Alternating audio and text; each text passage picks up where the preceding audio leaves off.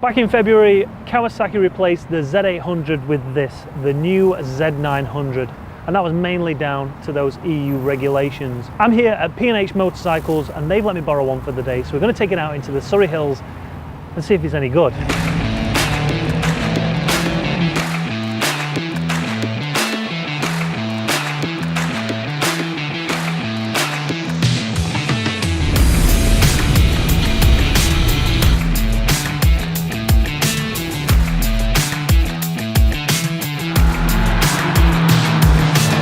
Let's take a quick look at where it all began. And back in the 70s, Kawasaki released the Z1, which was a 903cc engine, and at the time it was one of the most powerful Japanese four-cylinder four-stroke bikes. Fast forwarding 4 decades now, and the current Z range starts with the Z125, which unfortunately is not available in the UK, the Z250, the Z300, the Z650, this, the Z900, and the mummy of them all, the Z1000. This is another big important bike for Kawasaki, with over 200,000 units sold of the Z750 and the 800.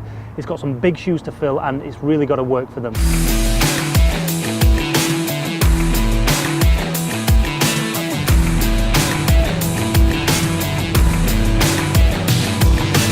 The engine is a 948cc inline four-cylinder unit.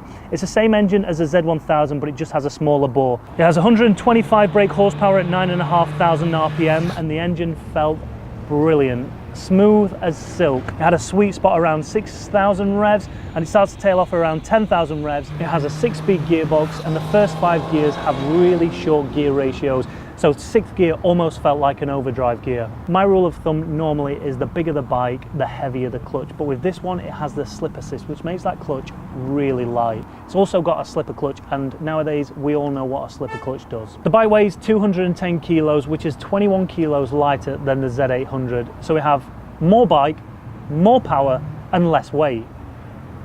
But I guess that's down to the new steel trellis frame, which actually looks beautiful and it gives it that H2R look. And one of the things that I noticed first about this bike was the handling and how light, how nimble. It just handled unbelievably well. And the only bike I've ever ridden close to it or compare it to is the GSX 750S that I test rode back in probably Spain or somewhere like that. I mean, it did rain there, but the handling of this bike compared to that is just a million miles away. This, you point it somewhere, you tell it to go somewhere, and it goes somewhere. I'd really like to take one of these out on the track and see what it could do. You can see the influence that the Ninja H2 has had on this bike, using the steel trellis frame, using the engine as part of the frame, which sometimes makes the bikes vibrate a lot, but with this one, I didn't pick up any of that. So they've taken all that technology that they've used and they've learned from the H2, and they've placed it on this bike, and I think they've done a tremendous job with it. Those pesky Euro 4 regulations have given us this exhaust, and I must admit Kawasaki haven't done a bad job with it at all. I mean, I've certainly seen worse exhausts out there, but this one's going to slip straight off, and you're going to be able to find an aftermarket one that sounds a little bit better. But that said, this bike actually doesn't sound too bad. So if you were to keep the standard pipe, the most exciting noise comes from the air induction, and at about 6,000 or 7,000 revs you get this massive roar, and it kind of outweighs the sound of the exhaust. I kind of prefer that roar than I do the exhaust sound. So researching this bike, one thing I found out was that Kawasaki actually have a sound research department, which I guess is why the induction sound sounds so sweet. But I really don't know what to make of that. Do they have Hans Zimmer stood next to a bike listening to it, tuning it up?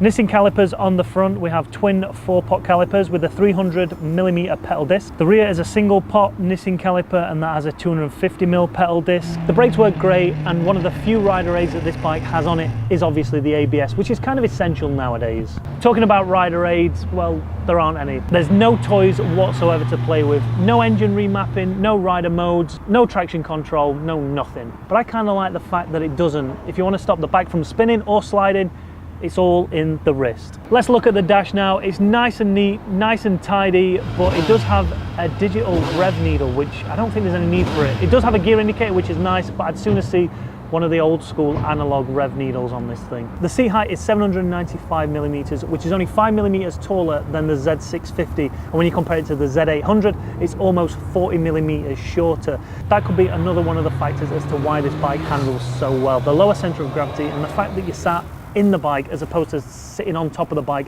The tank's pretty high as well, so it makes you feel like like I said, you're sat in the bike. It's really, really narrow as well, which is going to suit a lot of smaller riders. Let's talk about style now, and it's something I know absolutely nothing about, but I like this bike. It comes from the Sagomi philosophy of styling, and it has a H2 feel all about it. It's like a mini H2.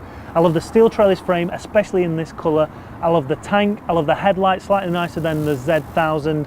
I just like the way it looks, and the only bike I can compare it to riding wise is the GSX 750S, and in terms of style, this one gets my vote. The bike comes in 3 different colours. This one is Pearl Mystic Grey. Where are the days gone when you used to call a bike black, blue or red? So let's take a look at the other bikes in the middleweight range, and they're classing this as a middleweight, but it's basically just 1000cc, so it's at the top end of the middleweight range. So we've got, as I said before, the GSX S750, which I must admit, if you're looking at a bike like the Z900, you're probably going to disregard because of the lack of power compared to this. Then you've got the MT09, which comes with a few more rider aids and is a little bit cheaper. And then you've got the Triumph Street Triple. It's a really hotly contested market. I personally think the Z900 is going to be at the forefront of it come the end of the year. It's a little more back to basic. That might put a few people off, but it certainly wouldn't put me off. I like the fact that it handles better than the majority of the middleweights out there. It's got a little more torque. I personally prefer this styling over the MT09, the Street Triple or the GSX S750. I'm not just saying this because I'm here outside P&H Motorcycles and I'm sat in front of the Z900, but if I had enough money, that's the bike I'd get.